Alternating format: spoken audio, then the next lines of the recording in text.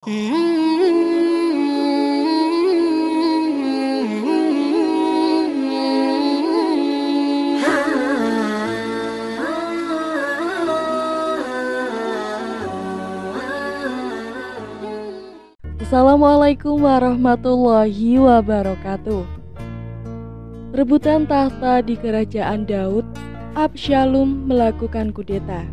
Nabi Daud selalu mengajak putranya, yaitu Sulaiman, dalam tiap-tiap sidang peradilan yang diadakan untuk menangani perkara perselisihan dan sengketa yang terjadi di dalam masyarakat.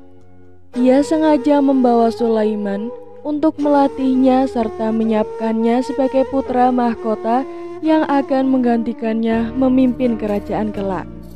Dan memang Sulaimanlah yang terpandai di antara sesama saudara yang bahkan lebih tua usianya daripadanya. Rupanya itulah yang membuat saudara-saudara Sulaiman iri. Absyalom salah satunya. Kakak Nabi Sulaiman ini tidak rela dirinya dilangkai oleh adiknya. Ia beranggapan bahwa dialah yang sepatutnya menjadi putra mahkota. Selain lebih tua dalam usia, Absyalom merasa lebih kuat. Diam-diam Absyalom menyusun pemberontakan.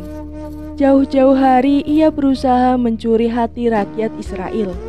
Ia menunjukkan kasih sayang dan cintanya kepada mereka, menolong menyelesaikan masalah yang mereka hadapi serta mempersatukan mereka di bawah pengaruh dan pemimpinannya.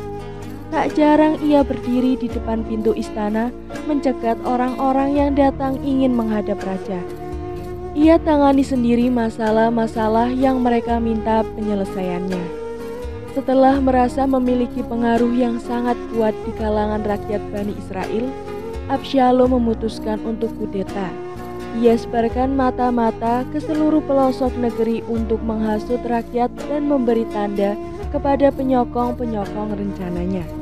Syahdan, pada suatu pagi hari, dikala Daud duduk di serambi istana berbincang-bincang dengan para pembesar dan para penasihat pemerintahannya, terdengar suara gemuruh rakyat bersorak-sorai meneriakan angkatan Absyalom sebagai raja Bani Israel menggantikan Daud. Mereka menuntut Daud turun dari tahtanya. Keadaan kota menjadi kacau bilau dilanda huru-hara. Keamanan tidak terkendali. Perkelahian terjadi di mana-mana antara orang yang pro dan orang yang kontra dengan kekuasaan Absyalom.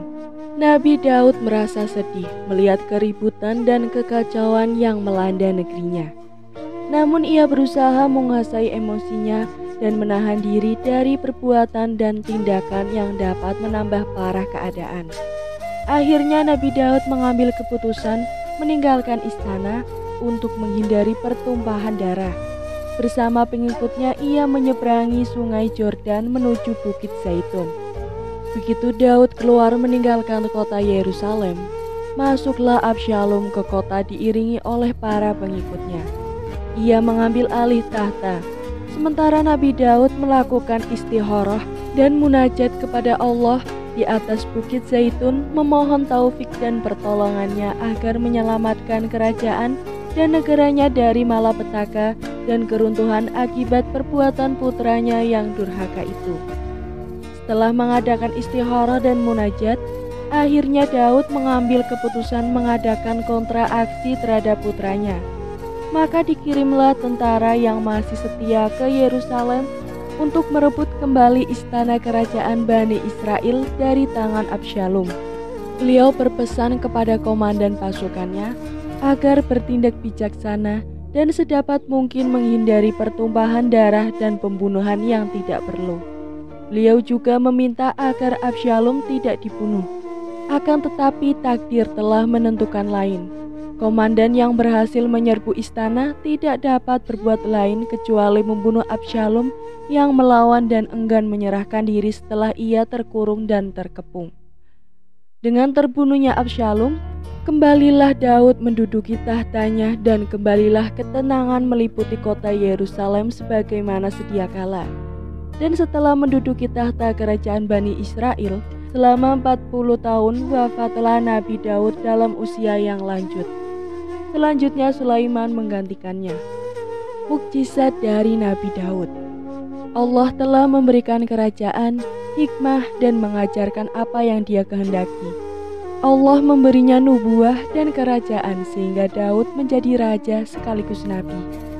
Hamid Ahmad At-Tahir dalam kitab yang berjudul Sahih Qasas Al-Quran menyebutkan Allah telah memberinya suara merdu, mengajarkan kepadanya cara membuat baju perang, memberinya suara yang ketika terdengar oleh gunung, mereka segera tunduk pada perintah Rob dan bertasbih bersama Daud. Bahkan burung-burung yang tidak lain adalah makhluk yang paling lembut hatinya turut bertasbih bersama Daud, sehingga seluruh alam raya ikut bertasbih bersama Daud dengan bahasa mereka. Nabi Daud adalah sosok yang pemberani yang tekadnya dikuatkan iman dalam dirinya ketika Bani Israel diam terpaku untuk memerangi Jalut. Wujud Jalut sedikit pun tidak menciutkan nyali Daud. Dia justru keluar barisan untuk menghampirinya sampai akhirnya berhasil membunuhnya. Daud adalah umat tersendiri dengan keberanian dan kekuatan yang ia miliki. Ini tidak lain disebabkan oleh keimanan di dalam dirinya. Nabi Daud adalah contoh bagi raja yang enggan makan selain dari hasil pekerjaan tangannya sendiri. Seperti yang disebutkan dalam hadis ini, sesungguhnya makanan yang paling baik yang dimakan seseorang adalah hasil dari kerjanya, dan Nabi Daud memakan dari hasil kerja tangannya. Allah memberikan Nabi Daud keterampilan yang tidak dikuasai oleh seorang pun di masanya, sehingga keterampilan ini menjadi mukjizat baginya. Inilah yang diungkapkan Al-Quran melalui firman Allah. Sesungguhnya telah kami berikan kepada Daud karunia dari kami. Kami berfirman, hai gunung-gunung dan burung-burung, bertasbihlah berulang-ulang bersama Daud. Dan kami telah melunakkan besi untuknya. Quran Surat Saba ayat 10. Kemudian Allah berfirman kembali pada Surat Saba ayat 11 yang berbunyi, yaitu buatlah besi yang besar-besar dan ukurlah anyamannya, dan kerjakanlah amalan yang soleh. Sesungguhnya aku melihat apa yang kamu kerjakan. Quran Surat Saba ayat 11. Besi merupakan benda yang memiliki kekuatan hebat.